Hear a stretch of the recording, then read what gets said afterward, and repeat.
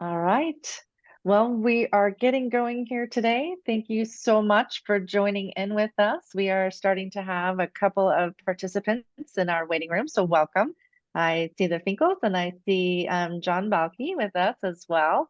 And we are recording this, so if you've missed any portion, you've got access to come back in and see a part of it as well. So I am joined today by the wonderful Chef Andrew and the wonderful Chef Nico. So we're so grateful to have both Go. of you here with us today. And our theme today is summer fun foods. And Andrew was the first one that brought this to my attention. But the great part about summer fun foods is that they're portable, number one. And number two, that they're mostly together. So you don't require a lot of plates, a lot of spoons, a lot of forks, and they're handhelds usually, and they're really great summer foods because outside, being at a picnic, being at the beach, at the park, it's generally some pretty ultra processed foods. We're getting chips and cookies and pretzels and things like that. And with the ability to load in some fruits and vegetables, it's really going to bump up the nutrition value of our fun summer foods. Something to keep in mind with those summer fun foods is a really important part about food safety, though. And so, very, very important to keep cold foods cold and hot foods hot.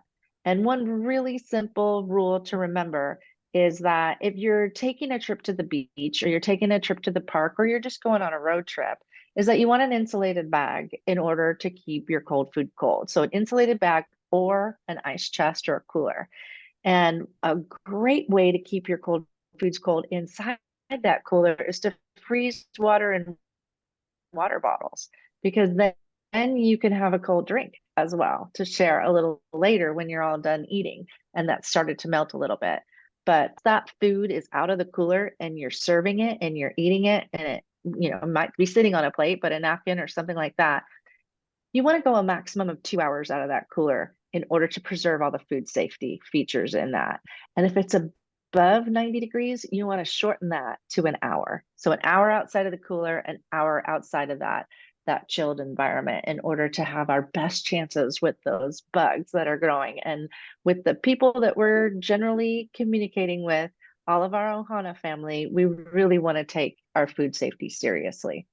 So with that, I want to have Andrew talk a little bit about some of the foods that we're having today. And then I have a couple questions for Nico after that. So Welcome, I'm going to, everybody. Welcome to the summer. We're live. Both Lexi and I are, well, she's in San Francisco today, but we're live from my kitchen in Dana Point, California. Beautiful summer day. And we're going to do some foods that are handheld and easily can go to the beach, can go to the park, can go with you on little trips here and there. So this is what we're doing today. We're going to do some fun things. We got 3 recipes from the book, sort of remixes. The first one is going to be a riff on the roasted beet hummus. And we're going to do one of my favorite is a roasted carrot hummus and vegetable crudité. That's easy peasy. No real worry about refrigeration in that one. And then we're going to do some barbecue chicken spring rolls. That's a take on the salmon spring rolls that's in the book. And it's just barbecue chicken says to me, it says summer. So everything is fun in the spring roll. So we're going to do a barbecue chicken spring roll. And then for dessert, this is typically a breakfast recipe, but why not make breakfast pancakes into a dessert thing? So we're going to take the protein pancakes. We're going to make that the taco bits, and then we're going to do some blackberry and a citrus salsa handheld dessert taco for the beach. All right. oh, We're that sounds doing it so today. good. We're doing it. We're Sounds getting it in. so good. All right, Nico, I've got a question for you.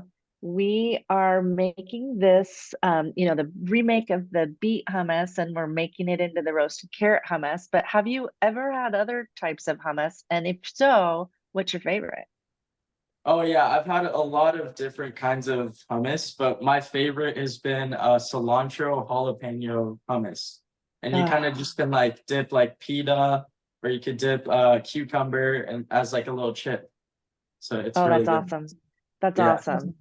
So blending a protein-filled hummus is a great way to get blending a protein-filled hummus with other vegetables is a great way to get more vegetables to begin with. And then by dipping the vegetables, like Nico talked about, you're adding even more vegetables. So when we add all of these awesome vegetables, we're adding vitamins, we're adding minerals, but we're adding a lot of potassium too. And potassium is such a great ingredient when it's hot outside, when we're sweating, to replace those sweat losses, to keep us hydrated, and to keep us in a good mood. Because when you're dehydrated, that's not fun.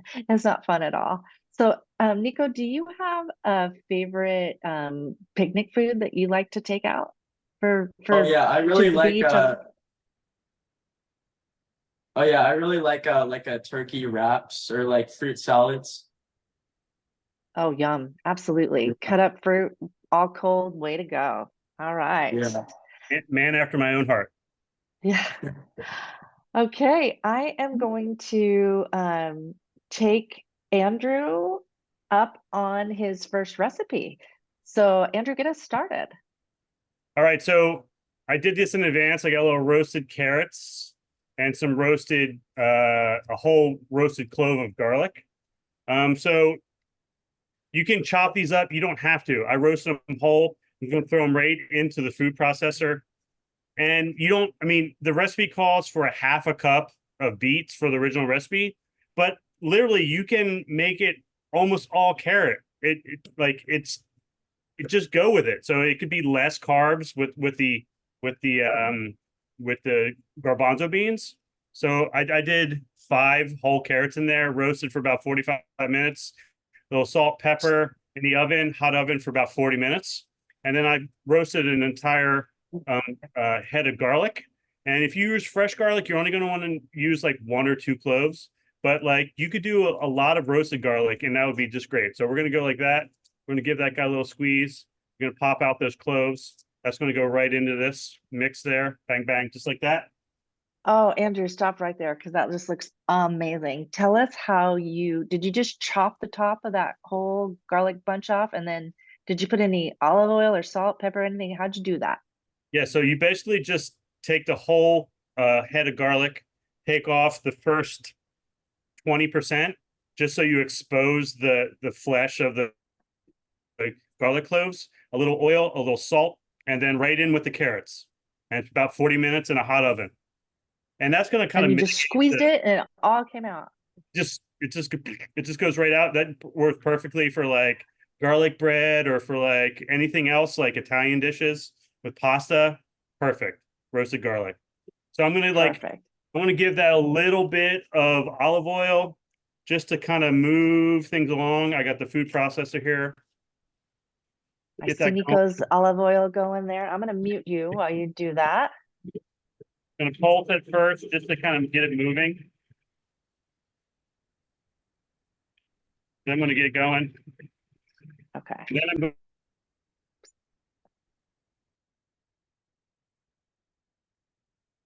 I'm so sorry, Andrew, but I muted you and I can't unmute you myself. I apologize. I wanted to also ask Nico how he did his garlic.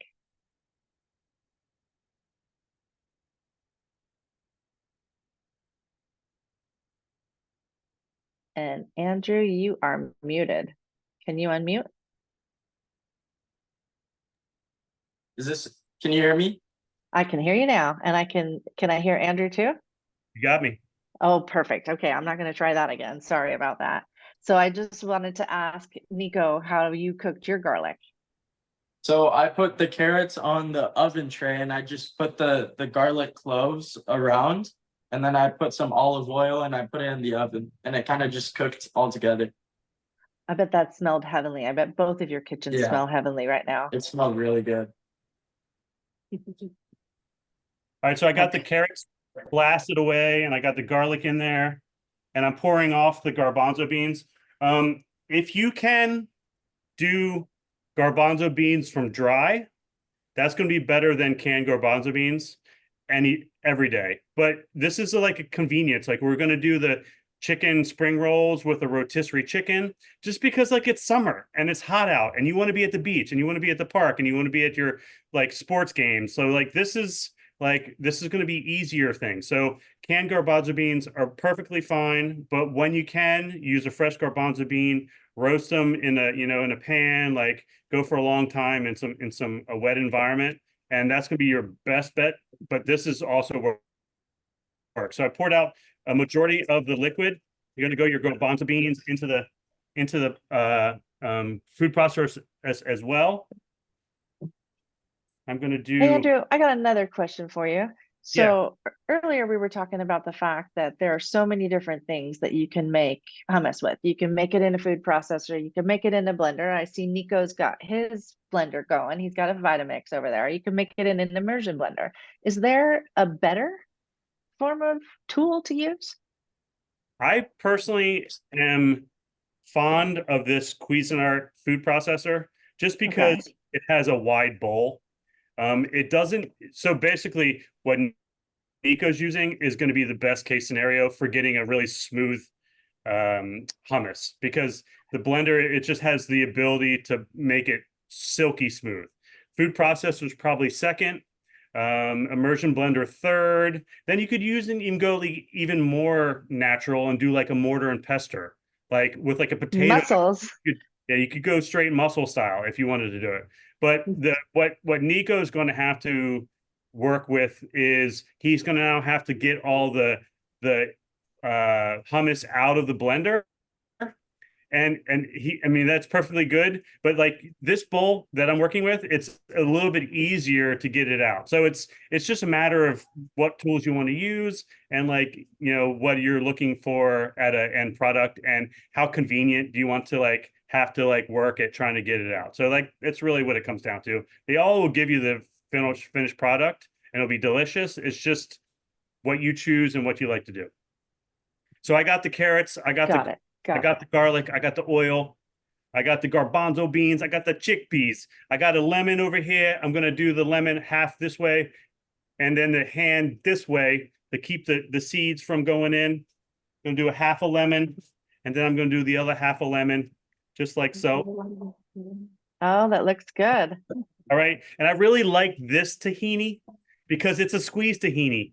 Like tahini kind of stinks when you're working with it because it's like super congealed at the bottom and you're like, I get the spoon and like so like this one is like a smooth one. So that's kind of fun. Okay. Oh, I do like that a lot. I always try to get it out of the jar and it separates. Yeah. And this one's like a smooth like tahini butter. So that's kind of nice. So I got that. A little salt. And everybody who has been with us before knows that Andrew's fingers and hands are measuring tools, but I see that Nico's got all of his stuff all pre-measured out. Woohoo! Yeah. So I know in another couple years, Nico's also going to have those special measurement hands too, because Nico wants to be a chef and he's getting all kinds of experience here. So thank you for joining us, Nico. FDA weights and measures right here. FDA weights and measures. Yeah. And I wanted to remind all of our guests today, I see you all in the attendee box, that please use that Q&A box, use that chat box, because we would love to hear any questions you have or any comments. Okay, does Nico have any thoughts, process? I see you're in with your salt and your tahini and your lemon juice as well. So where are we at? Yep, I just have everything in my blender here. Okay. Andrew, I see that you are getting, I'm going to spotlight your hand view again so people can see what you've got going on there. It's looking pretty good to me. Needs a little bit of a little push. I like my hummus a little bit thinner because it always binds up later when you refrigerate it. So I'm going to take I've got the frame of the I have the frame of the garlic, and the liquid of the garbanzo beans. And I'm going to pour about half that can back into the mixer just to let get a little smoother. There's a name for that, isn't there, Andrew? It's called fava, right? Is that it? Agua fava, like Aqua fava. fava bean, and then the water from the fava. So aqua fava. And that has binding properties all by itself, right? Absolutely. Yeah, it's really good. And when you do like the garbanzo beans from that you cook yourself, you want to do it hot and like you want to keep that liquid. And then when you incorporate it, there's something about the temperature that helps kind of really make things super smooth. Okay. All right. So while those chefs are both whirring up their hummuses, I wanted to tell you of another cool little nutrition fact, and that is depending on what you use to do all these different flavored bits of hummus, you can get some pretty cool culinary medicine tips in there as well, because roasted carrots are going to give you vitamin A, fabulous for the skin. Roasted beets are going to be that dark red pigment that blows up your blood vessels, makes them more flexible, and also allows better sports recovery. But some people like artichoke hummus, and artichoke is great for the gut. It helps the integrity of the gut stay intact. And that's a really important, valuable thing if you've had to go through chemotherapy, because we know that chemotherapy and radiation can do a number on our guts. And so putting in some of these culinary medicine superstars is going to help us in the direction that we need to go. So if you're into artichokes, roast some of those artichoke hearts off and use that as your veggie to make that kind of a extra tip there.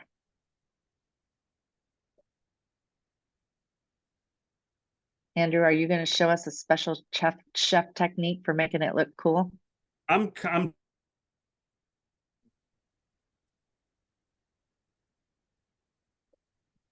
I lost your voice for a second. well, like that. Okay. Got my voice back? I got you back. Okay, so you want to do a nice little well like that. And then you're gonna, for finishing, I always use a little bit of olive oil in the well. Then you could do some seeds like a pumpkin seed, a sesame or a sunflower seed, and then a little bit of herbs like fresh herbs or some dried things. Like this is a smoked paprika, which is one of my favorite things to use in the kitchen. And then you're going to throw it like a little bit on there like that. So, oh, that's beautiful. That is gorgeous. Absolutely gorgeous. I just So had we all have, the vegetables ready to go. Like, boop. yeah, movie magic. There we go. I love the cut on those carrots, and I know that Chef Nico has a bunch of very cool chopped veggies to go into his too.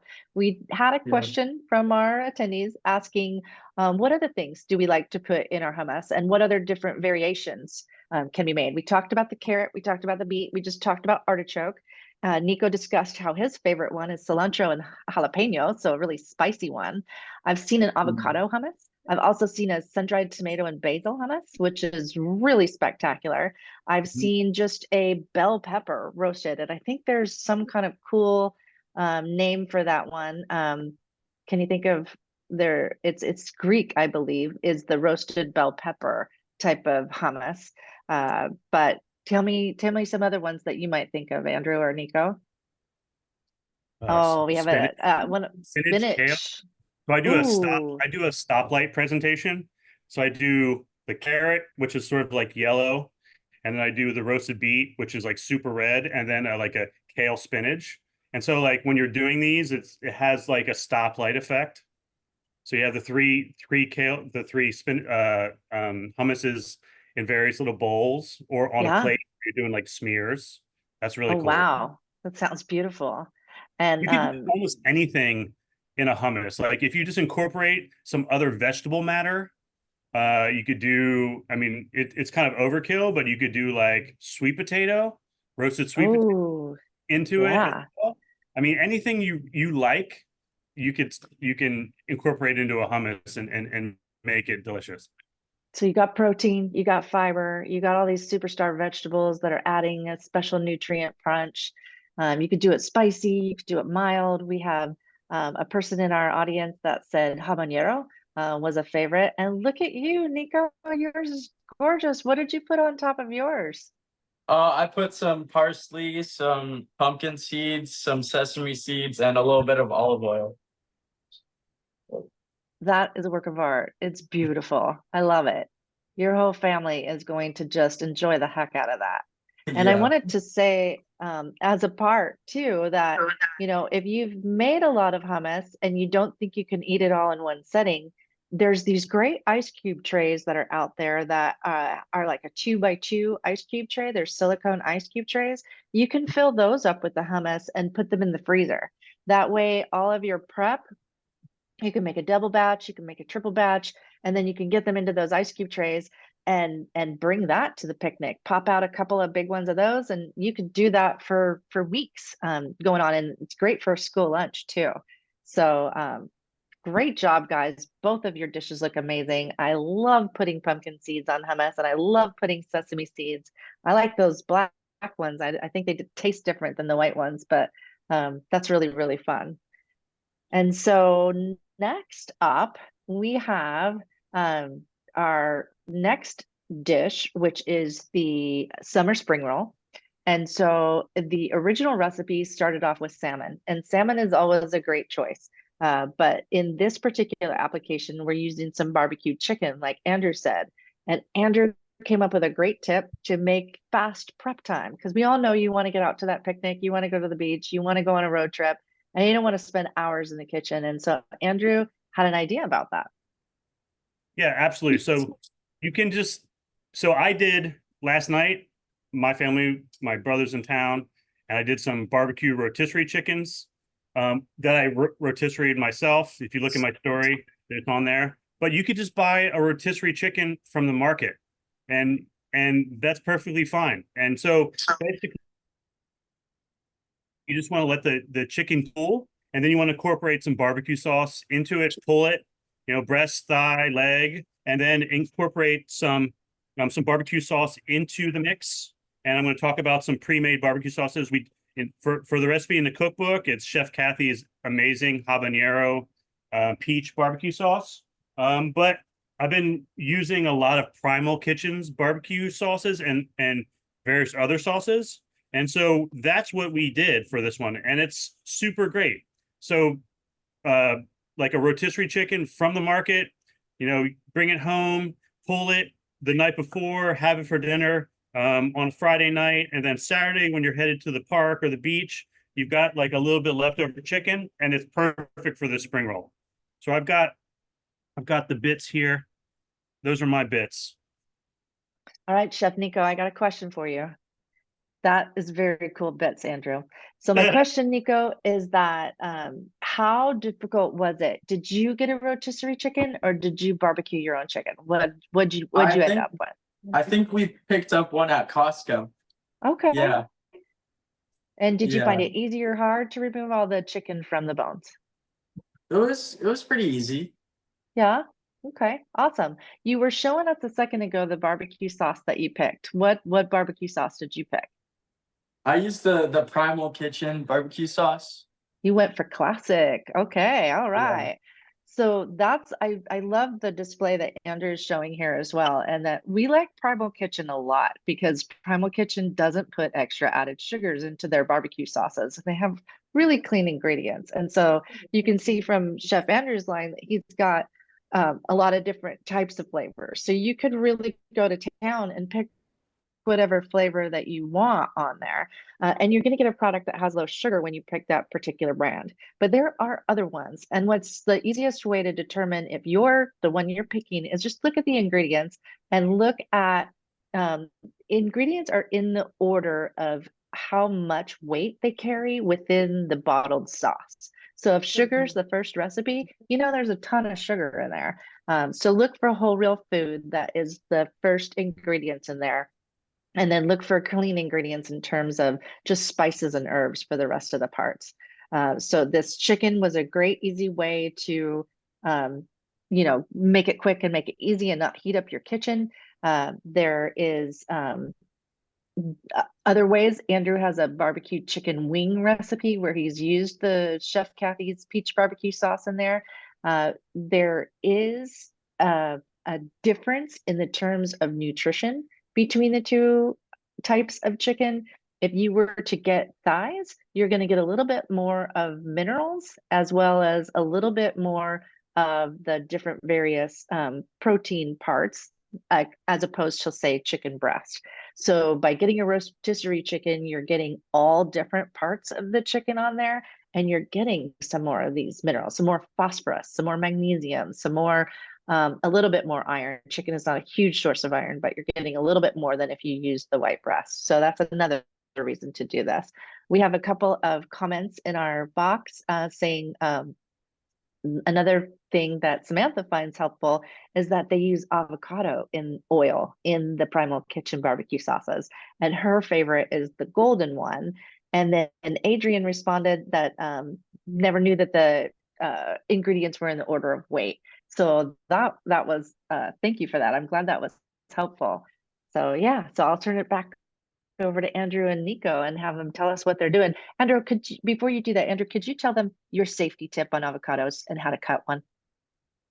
Yeah, so I just did it. So you basically cut it, when I put it on the cutting board, cut it, put the knife in parallel to the cutting board and halfway, spin the avocado, and then you're going to, when you pop the avocado, give it a little half turn, expose the seed, take the seed, put the down on the cutting board with the knife and the seed into the center, give a little twist, and then basically you have the pit on the blade, and you're going to take your thumb and push the pit off your knife with your thumb into the trash can or into a compost. And that's the best way to do it.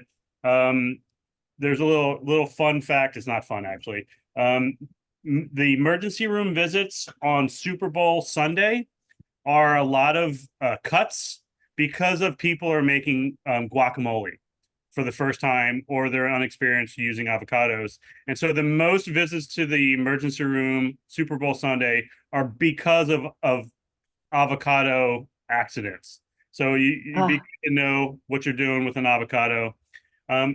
Just to move on, I wanted to talk a little bit about the Primal Kitchen sauces. I did this exploration. I now have Primal Kitchens as a wholesale account for the school that I run. So all of our sauces have been replaced with Primal Kitchens.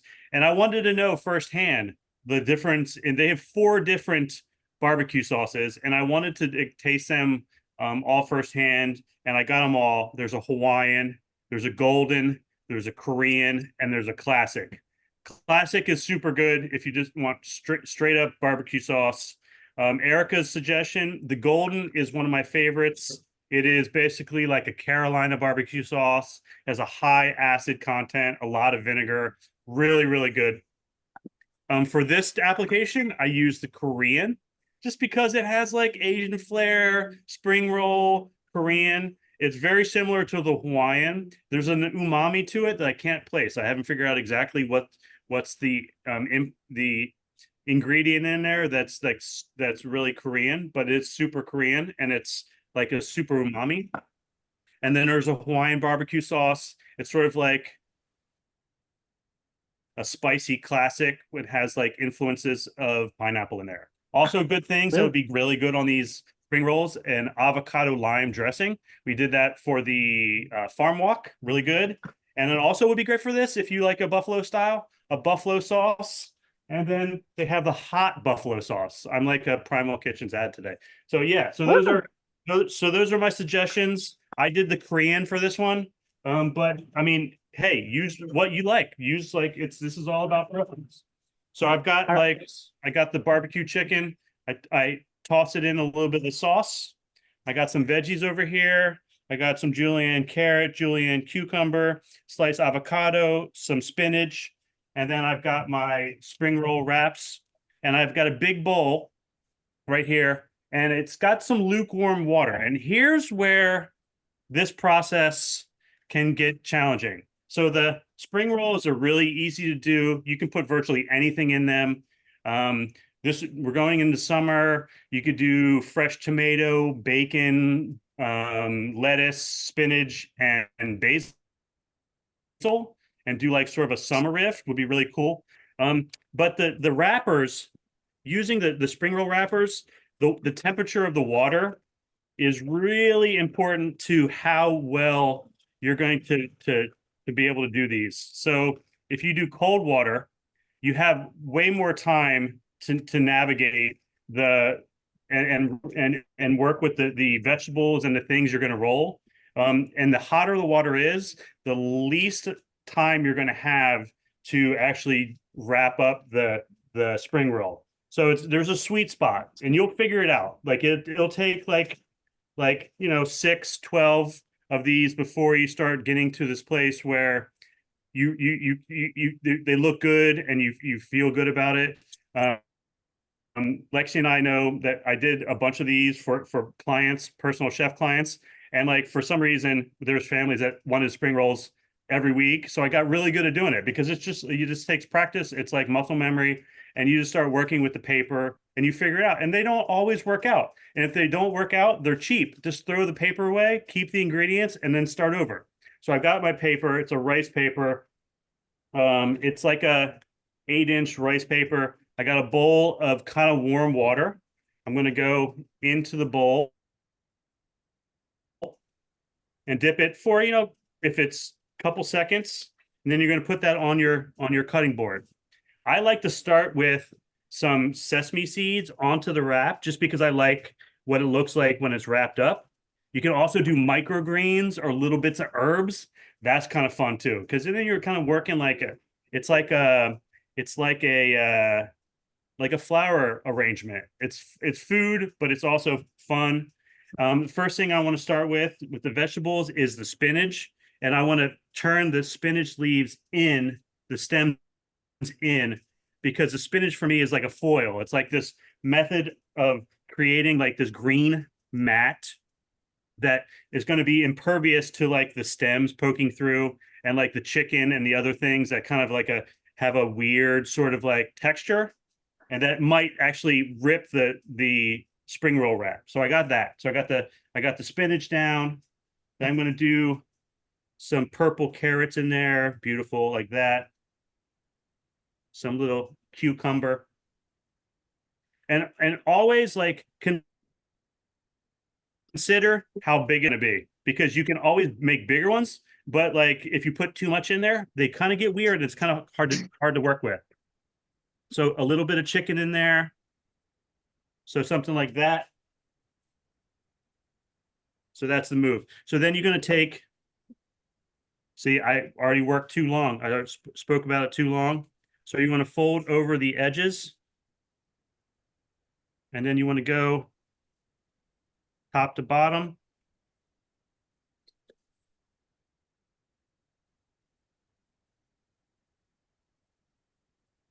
And that's what you're going to look like for a spring roll. Beautiful. And that was Andrew, that's I haven't done these in a amazing. while, so that's one. That's amazing. All right, we've got so many questions, and then one of the first things I want to do is pan to Nico, because Nico is rolling out. I saw all parts of that, Nico, and all of it looked awesome. And you don't look like you're very happy with yourself at a minute, but it looks just like Andrew's. I think it's amazing. I'm telling you, it's my first time making these. Yeah, I think you did amazing. You got the sesame seeds on the outside, you got the spinach on the outside, you got all the parts, it's staying together. What do you think about it? It's a little chunky. I think I would put a little less ingredients in it. Yeah, and make it a little tighter. Okay. When Andrew folded over, he folded over very small portions of the right and then a small portion of the left. And then as you see what he's doing now, he tucked his fingers over that in order to help that kind of burrito roll be tighter. Like you were rolling a sleeping bag you're trying to push the air out of. So the first one is going to be the 6 o'clock towards you over the ingredients.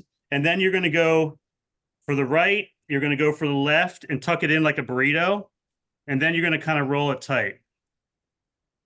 Bang, just like that. And believe me, Nico, when I first started doing this, it was like the bane of my existence. It was like, oh, 12 in, and it's a family, like I have a family of 6. And they're like, oh, I want like bacon spring rolls for afternoon snack for my school. And then they're like, okay, can you make like 36 of them? And it's like, okay, I only have so much time in the day, but you get going and you get really good at it. Yeah.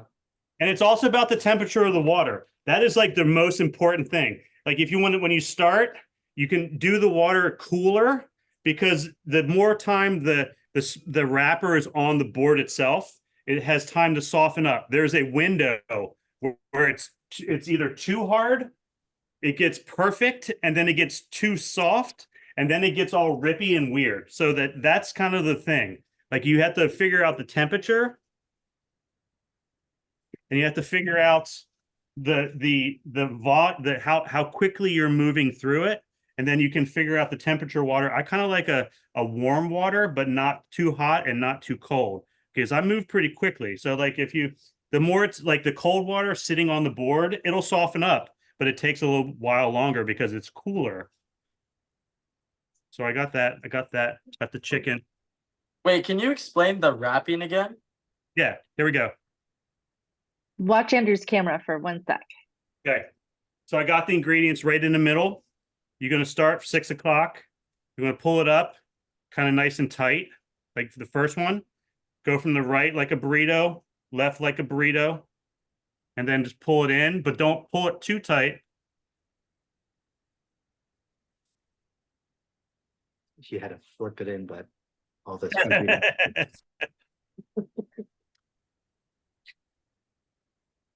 Okay. Hey, that works. It's gonna eat. It's gonna eat. I think your ingredients just needed to go in the other direction. You know what I mean? Yeah. The ingredients Yeah. are sort of like east and west. Like you want them going long ways to you, and then you want to Yeah. fold. Okay, Nico, I've got another question for you. Right before we started in with this, you were gonna show the camera a really cool tool you were gonna cut an avocado with, right? Oh, yeah. Yeah, let's see what you had. So my mom got this. You got this off of Amazon, right? So it's really cool because you cut the avocado with this. It's not really sharp. And then you can take out the seed with this. Ah, Yeah. And then you can kind of scoop it with this into like that little is cool. slices. I think I Yeah. have one. Do you like it? Oh, yeah. It's really nice. It's really Yeah. easy to use.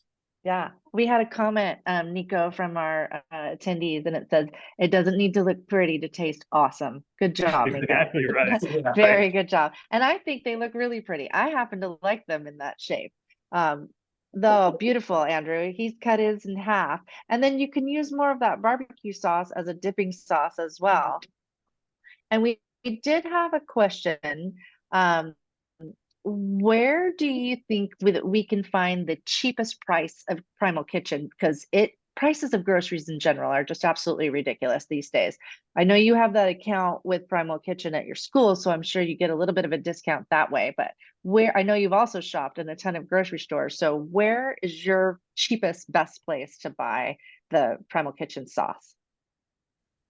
I think I don't get the wholesale discount when I'm buying in a grocery store. I only get wholesale when I buy it large scale for my school.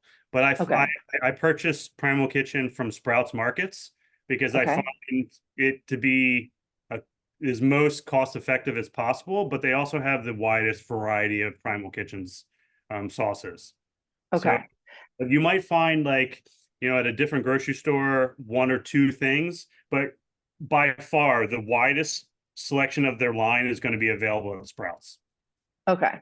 There's also an online market called Thrive, and Thrive is a membership just like Costco. You pay, I believe it's $50. You can get deals all different times of the year, but they have some very clean, also allergen friendly types of foods where they label it and you can sort if you have any kind of allergies.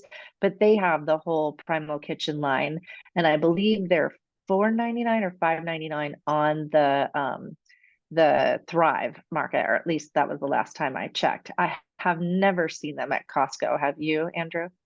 No, it's pretty much standard. Like they suggest a retail price, and that's what the markets adhere to. It's like a manufacturing suggested price.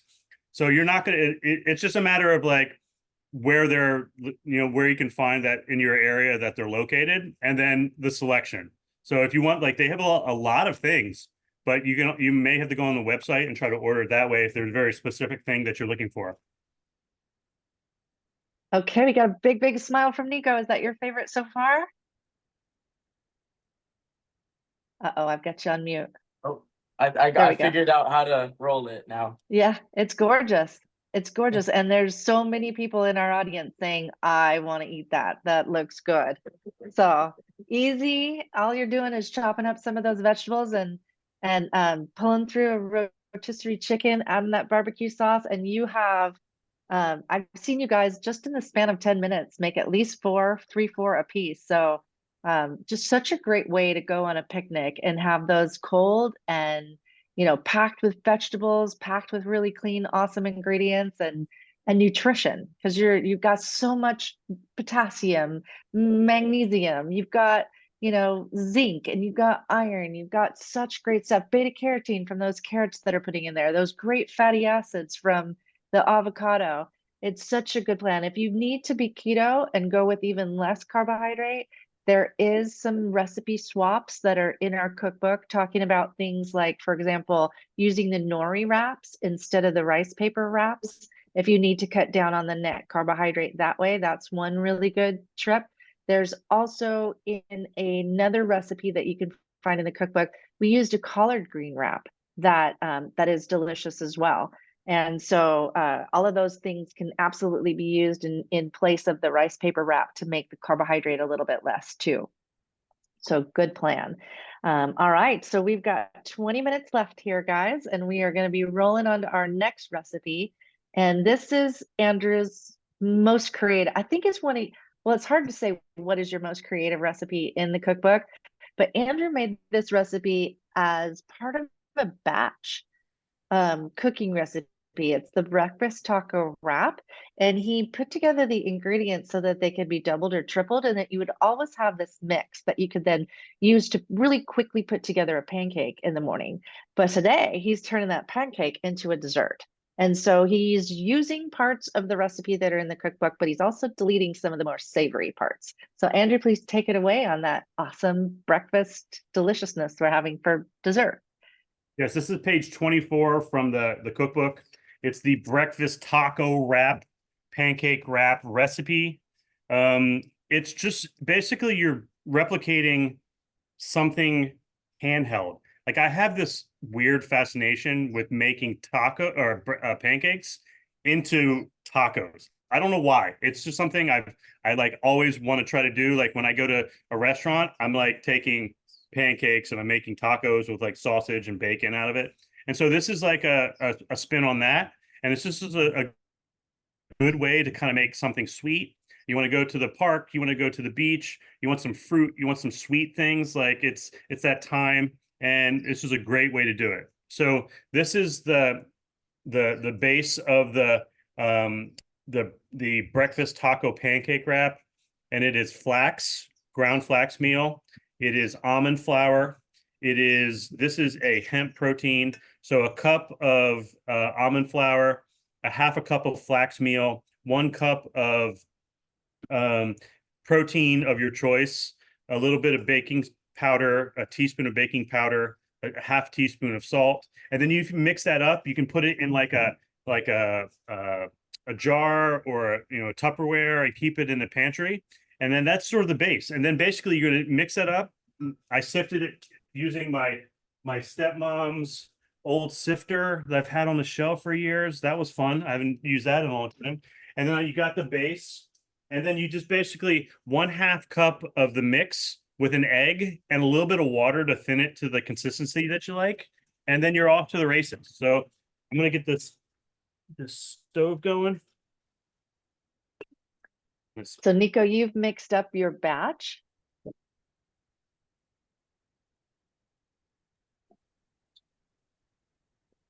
Nico, you've mixed up your batch. Yes, I have. So did you just do a single recipe or did you double it? How much is it? Single recipe. Single. So Okay. you make the batter ingredients, and then use a half cup of that to an egg, So I've got a bowl that I already started working with. I got some eggs here. And you need a little bit of water to get it to like pancake batter consistency. It works the way it is, but it's a little tight. When I say tight, I mean it's a little bound up. So you want to thin it out.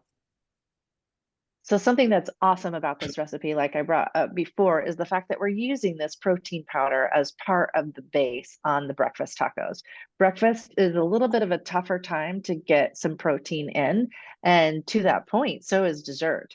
And so it makes a really balanced product that tastes delicious and makes you feel like you're having a fun treat at the end. And so Andrew is using the flaxseed, or what did you say, hemp seed protein? Hemp protein, flax meal, almond, Okay. And so Nico, almond. what protein powder did you choose to put in there? We used goat whey. Goat Goat whey. whey. All right. Yeah. I love goat whey and I love the Yeah. nutrition in it for a whole bunch of reasons. First of all, whey is a protein that's contained in dairy. And whey is a protein, as long as you can tolerate dairy, it is the one that is shown by most evidence to assimilate into new muscles the quickest. And then what's a little bit different about goat is goat has a protein that is called A2 casein protein.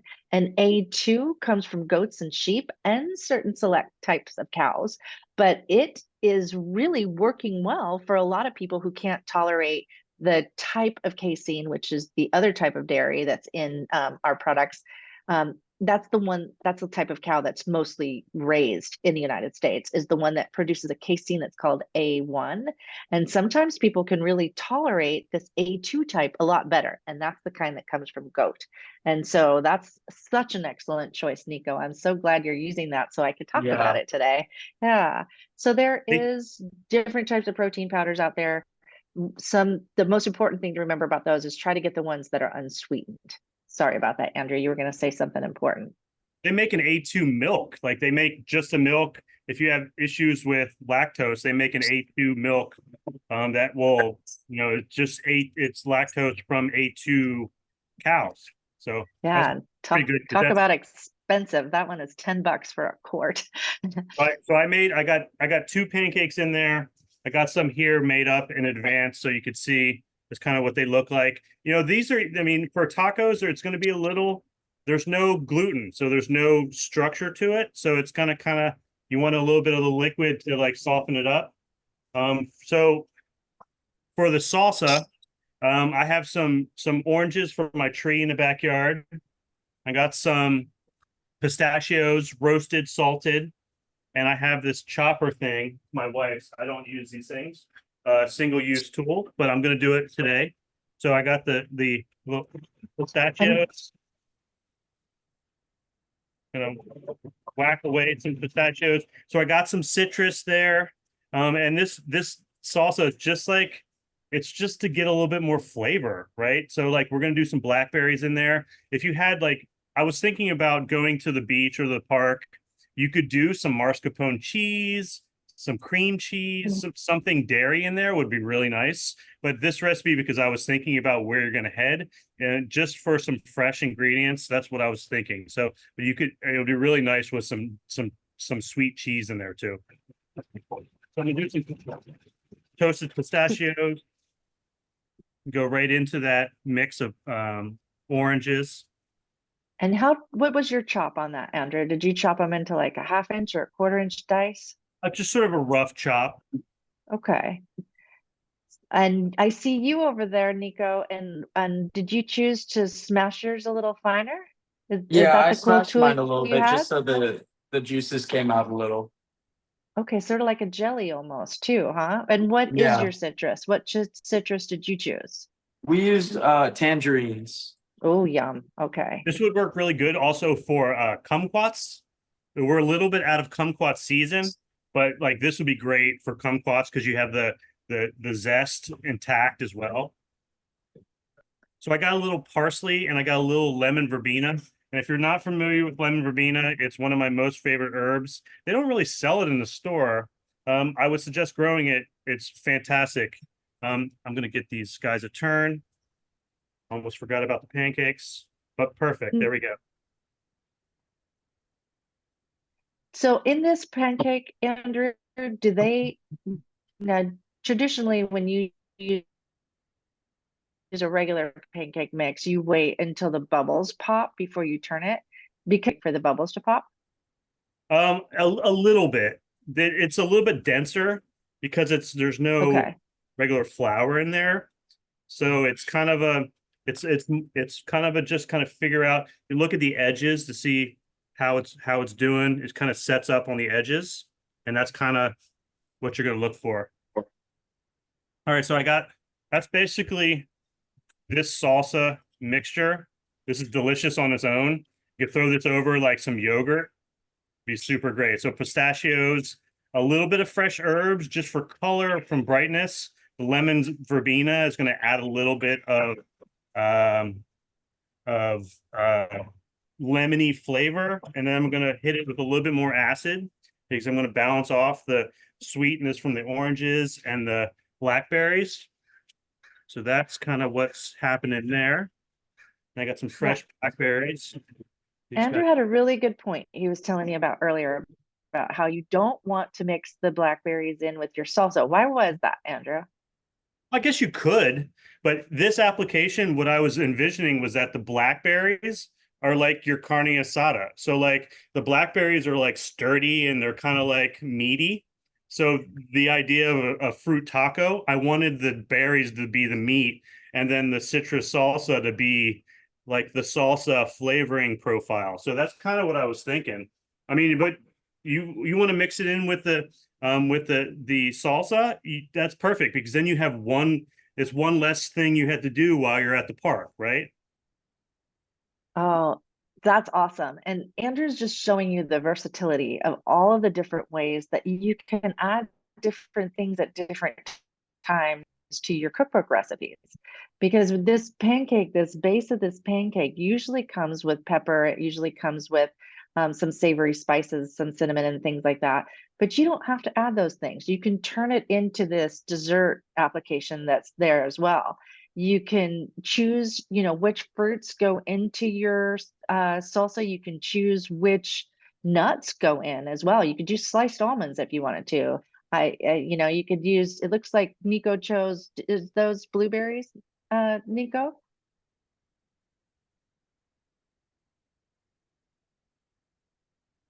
I think you're on mute. I think Mom and Dad, you're being so incredibly helpful with Nico today. Thank you for being the cameraman and the help behind there. And but it looks like Nico chose some blueberries that are going in, and then he also told me earlier that he chose to go with mint on that. Andrew, what Okay. is the white that you just put on there? I put some cottage cheese on there. I had it Oh, around, and okay. so All like right. I was thinking mascarpone, a little bit sweeter, but cottage cheese would be perfect. Some fresh. Okay. And it looks like we got Nico back. Nico, were those blueberries that you chose? Yep. Oh, can you hear me? I can hear you now. Okay, so I put some blueberries instead of the blackberry. Oh, it's beautiful. The colors are so pretty with that mint too. Yeah. Andrew, that looks like a work of art with that cottage cheese. I was thinking you could put also ricotta on there. Oh, I'm color always thinking ricotta. those. Yeah, that would Just be like yummy. a soft cheese that would work well from like sweet applications. Yeah, you could go back with the goat idea and go with some goat cheese, maybe whip in something to make it a little bit more spreadable. You can put your herbs right into that. And we had a comment from Audra, love the cottage cheese, Andrew, but we also had a comment from Mia and Nico. She says you're making her very hungry.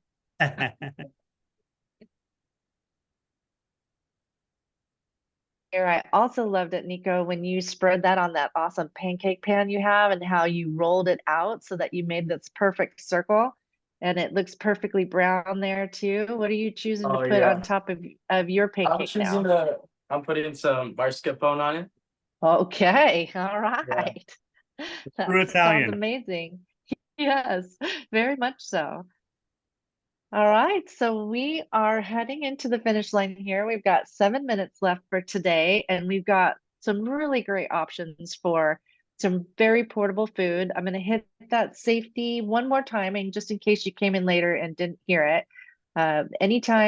So beautiful, Andrew. So beautiful. I just love that. I love the pictures of the herbs there as well. The safety feature being that keep your cold food cold, your hot food hot.